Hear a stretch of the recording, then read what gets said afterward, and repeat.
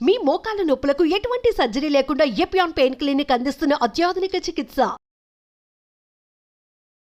BP వచ్చింది doctor, తీసుకో life long. Thyroid వచ్చింది లైఫ్ లాంగ్. రుమటిజం వచ్చింది లైఫ్ లాంగ్. అంటే మీరు తాగుతున్న పాల నుంచి ఇలా అసమతులనం వల్ల అంతెందుకు మగవాళ్ళకి ఉచ్చలు పోసేదానికి కష్టమైపోయి పక్కన అటాచ్డ్ బాత్రూమ్లు కట్టుకుంటారు. ఉచ్చలు వస్తే వెంటనే పక్కకి పట్టుకోలేదు. నరాల దౌర్బల్యం వచ్చింది. ఇవంతా మనం తీసుకుంటున్న ఈ ఒక్క పాలు, కాఫీ, టీల వల్ల జరుగుతుంది, అందులో ఉన్న చక్కెర వల్ల జరుగుతుంది అని ఏ ఒక్క డాక్టరు మీతో చెప్పట్లేదు. చెబితే మీరందరూ ఈ కాఫీలు, టీలు మానేస్తే మొత్తం ఫార్మస్యూటికల్ కంపెనీస్లో 35% లాసు విదిన్ 2 days జరుగుతుంది.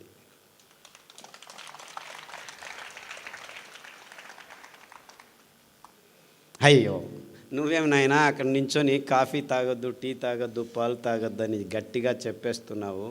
కాఫీ ఆపటం అంత ఈజీనా? టీ తాగటం ఉండడం అంత ఈజీనా? పొద్దున్న లేస్తే కాఫీ కావాలి, బెడ్ కాఫీ కావాలి, ఇంకా లేవకముందు కాఫీ. నీవు అనకముందే తనకే కాఫీ కావాలి కదా, రెడీ చేసుకొని నేను తాగేశాను, నువ్వు తాగు, అక్కడ ఉంది తాగి వెళ్ళిపో అంటారు. అంటే ఆ కాఫీలో కెఫీన్ అనే ఒక ఆల్కలాయిడ్ ఉంది. నీవు 2-3 వారాలు తాగితే నాకు కావాలి కావాలి కావాలి అని అందులో ఉన్న చక్కెర, ఆ కొవ్వు, ఆ కెఫీను నీ దేహంలో ఆ కిక్కు కొడితే ఆ దేహం మెదడులో దానికి అంటుకుపోయి బానిసలైపోయి కాఫీ కాఫీ, టీ టీ, టీలోనూ కెఫీనే ఉండేది. కాఫీలో నీకు 10 గ్రాములు కెఫీన్ ఉంటే 100 గ్రాముల్లో టీలో 18 గ్రాములు ఉంది, ఎక్కువ ఉంది. ఆ కాఫీలు, టీలలో పాలు, చక్కెర వేసుకొని తాగి తాగి తాగి చివరికి ఏమైంది తెలుసా? మొత్తం అంతా ప్రపంచం కాఫీలు తాగి తాగి ప్రపంచంలో ఉన్న కొండ చర్యలన్నీ మొత్తం అడవులన్నింటినీ నాశనం చేసి కాఫీ ఎస్టేట్లు, టీ ఎస్టేట్లు బయలుదేరాయి. అంటే మీరందరూ కాఫీలు, టీలు తాగడం వల్ల మన కేరళ కొట్టుకుపోయింది. ఎందుకు? కాఫీలు, టీలు పెంచాలంటే కొండ చర్యల్లోనే, మన దేశమే కాదు మొత్తం ప్రపంచమంతా ఇది జరుగుతుంది. ఈ కాఫీలు, టీలు ఇంత ఎక్కువగా ఎందుకు పెంచారు? ఆ కాఫీలు, టీలు పెంచేదానికి ఫర్టిలైజర్స్ వాడాలని ఈ ఫర్టిలైజర్ కంపెనీలు దీనిలను తెచ్చి కూర్చోబెట్టాయి. పెద్ద పెద్ద పెద్ద కంపెనీలు పనిచేస్తున్నాయి. అంటే మొత్తం ప్రపంచమంతా కాఫీలు, టీలు తాగేట్టు చేస్తే మేము ప్రతిరోజు మీ నోట్లోకి పోతున్న ప్రతి ఒక్క చుక్క నుంచి డబ్బులు చేసుకోవచ్చు. చూసుకోండి, ఇది ఎవ్వరికీ అర్థం కావట్లేదు. We don't need coffee, we don't need చక్కెర, వీ డోంట్ నీడ్ పాలు, అన్నీ భయంకరమైన పదార్థాలే. కానీ ఏ ఒక్క విజ్ఞాని ఇంతవరకు మీకు చెప్పట్లేదు. ఎందుకు చెప్పట్లేదు? ఈ విజ్ఞానులంతా ఈ కంపెనీల సైన్స్ని ముందుకు తీసుకువెళ్ళేవాళ్ళు విజ్ఞానం పేరుతోనే చెప్తున్నారు. కాఫీ తాగితే ఇక్కడ ఆనందం వస్తుంది, అక్కడ ఆనందం వస్తుంది అని చెప్పి పెద్ద పెద్ద ఇన్స్ట్రుమెంటల్లో చేసి చూపించి ఇంకా తాగేటట్టు చేస్తున్నారు. కానీ మీరు బానిసలు అయిపోతున్నారు, మన పర్యావరణం నాశనం అయిపోతుందని ఏ ఒక్కరూ కనెక్ట్ చేసి చెప్పట్లేదు. మీరు ఒక్క వారం కాఫీ తాగటం ఆపు చేయండి.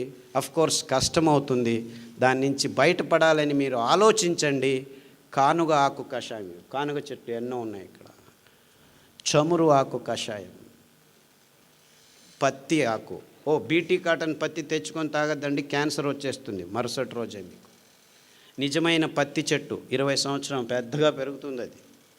ఆ ఆకుల కషాయం తాగితే మీలో ఉన్న హార్మోన్ అసమతులనము 6 వారాల్లో మీ దేహం నుంచి దూరం అవుతుంది. 6 నెలల్లో మీ మీతు మీద ఉన్న మీసాలు రావటం ఆగిపోతుంది. మీరు బ్యూటీ పార్లర్కి వెళ్ళాల్సిన అవసరం లేదు. రావి చెట్టు చుట్టూ మీరు ప్రదక్షిణలు చేస్తే చాలు, అందులో ఉన్న నానో పార్టికల్స్ మీ అసమతులనాన్ని నాశనం చేస్తుంది, సమతులనం చేస్తుంది. ఇంతకుముందు మనం దేవాలయాల్లో రావి చెట్లు కట్టుకొని దాని పక్కన ఒక వేప చెట్టు వేసి లక్ష్మీ విష్ణు అని పేరు పెట్టుకొని దాని చుట్టూ తిరిగితే ఇన్ఫ్యాక్ట్ పిల్లలు పుట్టని వాళ్ళకి పిల్లలు పుట్టేవాళ్ళు. అదే నా దగ్గరికి వచ్చిన వేల మందికి రావి ఆకు కషాయం, వేప ఆకు కషాయం, జామ ఆకు కషాయం తాగించి అందరి అసమతులనాన్ని 100కి 100 మందికి పిల్లలు పుట్టేటివి. ఐవీఎఫ్లో అవసరం లేదు, బీఈవీఎఫ్లో అవసరం లేదు, ఏమీ అవసరం లేదు. వీర్యం లేదు, పెళ్ళయింది, 10 సంవత్సరాలైంది, పిల్లలు పుట్టడం లేదని మగవాళ్ళకు చూపించకుండా ఆడవాళ్ళకు మాత్రమే చూపిస్తుంటారు. ఈ డాక్టర్లు కూడా మగవాళ్ళకి వీర్యకణాలని పెంచే స్తోమత లేదు, మందులు లేవు. సో నీతో ఏం పని లేదు, మాకు నీతో ఏం లాభం లేదు, ఆడవాళ్ళకి ఇది చేస్తాం, అది చేస్తాం, ఇది చేస్తాం, అది చేస్తాం, ఈ హార్మోన్ అని గబ్బులేపేసి వాళ్ళ ఆరోగ్యాన్ని చివరికి పిల్లలు పుట్టడం లేదు, ఐవీఎఫ్ చేస్తాం. ఇక్కడ యాక్చువల్లీ ప్రాబ్లం వచ్చి వీర్యకణాలు లేవు, ఇక్కడ జీరో అయిపోయి కూర్చో. వెంట్రుకలు లేచిపోతున్నాయి. బట్టతలు ఆడవాళ్ళలో 100కి 2 అయితే మగవాళ్ళలో చెప్పాల్సిన పని లేదు. 100కి 80 మందికి బట్టతల, 20 సంవత్సరాలకే 100కి 30 మందికి బట్టతల. దీనికి కారణం మీరు తాగుతున్న నీళ్లు, చచ్చిన నీళ్లు తాగుతున్నాం మనం. ఎప్పుడైతే పారుతున్న నీళ్లు తాగుతామో అది స్ట్రక్చర్డ్ వాటర్గా ఉంటుంది. మనం నీళ్ళని నిలవ కొట్టి తెచ్చి ట్యాంకుల్లో, పాంకుల్లో, ప్లాస్టిక్ డబ్బాల్లో వేసుకొని ప్లాస్టిక్ నానో పార్టికల్స్తో తాగి మన చిన్న పేగుల్లో ఈ ప్లాస్టిక్ నానో పార్టికల్స్ కోట్ అయిపోయి నీళ్లను పీల్చుకోకుండా నీళ్లను దూరం చేసి హైడ్రోఫోబిక్, మన చిన్న పేగులు హైడ్రోఫిలిక్ ఉండాలి, అంటే నీళ్లను బాగా పీల్చుకునేట్టు ఉండాలి. అందు మీద నారు, పీచు పదార్థం కోట్ అయి ఉంటే నీళ్లను పీల్చుకుంటాం. కానీ ప్లాస్టిక్ కణాలు కోట్ చేసుకుంటున్నాం. నీళ్ళు ప్లాస్టిక్ డబ్బాలే, నూనె ప్లాస్టిక్ డబ్బాలే, పాలు ప్లాస్టిక్ డబ్బాలే, ఇంకేమిటి దోశలు కూడాను ప్లాస్టిక్ పెన్నాలే. ఇంకెందుకు ఇప్పుడు సాంబార్లు ఇది అది ప్లాస్టిక్ కవర్లలో వేసుకొని అందరూ ఈ గోబీలు ఆ గోబీలు అంతా ప్లాస్టిక్ కప్పులు, ప్లాస్టిక్ ప్లేట్లు, ప్లాస్టిక్ బాటిల్స్.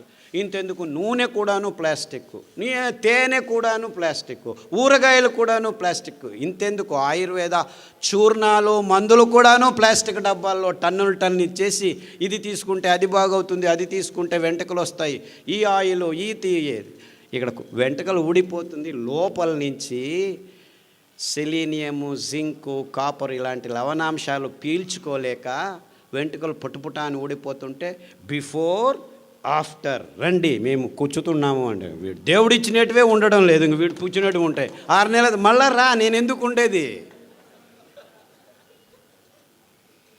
ఈ కృతక అంశాలని సైన్స్ అని బింబించి పెద్ద పెద్ద పెద్ద పెద్ద ప్రకటనలు,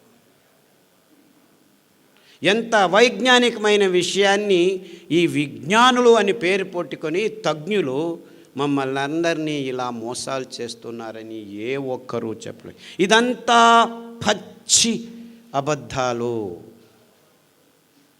పాలు తాగండి అని చెప్పడమే ఒక పెద్ద అబద్ధం. అది పరిపూర్ణ ఆహారం అని మన విజ్ఞానపు పాఠ్యపుస్తకాల్లో రాసుకొని రారాజిస్తూ వీళ్ళు సైన్స్ నడుపుతున్నారు. తల్లి పాలు తప్పని నోటికి ఏ పాలు పోకూడదు అని నిజమైన వాక్యం అది. పాలంటే ఏమిటి? తల్లి స్తనం నుంచి నేరుగా పిల్ల నోటికి పోవాల్సిన అద్భుతమైన అస్థిర పదార్థం. 1 నిమిషంలో మారిపోతుంది, అది నేరుగా వెళ్ళాలి మీ స్తనం నుంచి పిల్లోడి నోట్లోకి. అంత అద్భుతమైన పదార్థాన్ని పాశ్చరైజేషను, హోమోజినైజేషను, ఈఏఎస్ను, కోల్డ్ ఇది అని చెప్పి 15 రోజుల తర్వాత పిల్లల నోట్లో వేస్తే వాడికి రోగం రాక ఇంకేం వస్తుంది? ఒక డాక్టర్ అయినా ఈ పాలు తాగొద్దండి అని చెప్తున్నాడా మీకు? ఈ చక్కెర తినిపించొద్దండి అని చెప్తున్నాడా? ఇంత క్లియర్గా ఉంది, ఇంత సింపుల్గా ఉంది విషయం. సో మీరందరూ చేయాల్సింది ఇంతే. ఈ పాలు, ఈ కాఫీలు, ఈ టీలు రేపటి నుంచి ఆపు చేస్తే సగానికి సగం మీ ఆరోగ్యం అంతా కుదుటపడటం 6 వారాల్లో జరుగుతుంది. ఇది నా గ్యారెంటీ.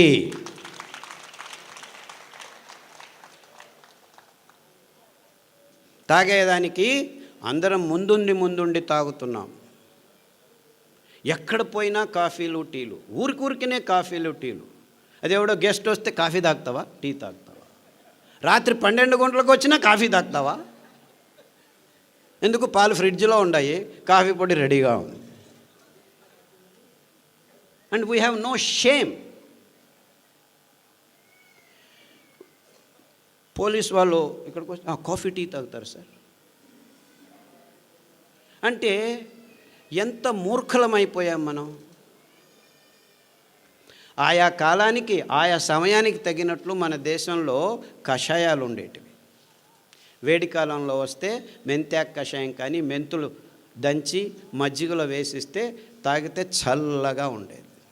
అదే చలికాలంలో వస్తే మిరియాలు జీలకర్ర వేసి కషాయం తాగిస్తే దేహం ఉత్తేజం అయ్యేది.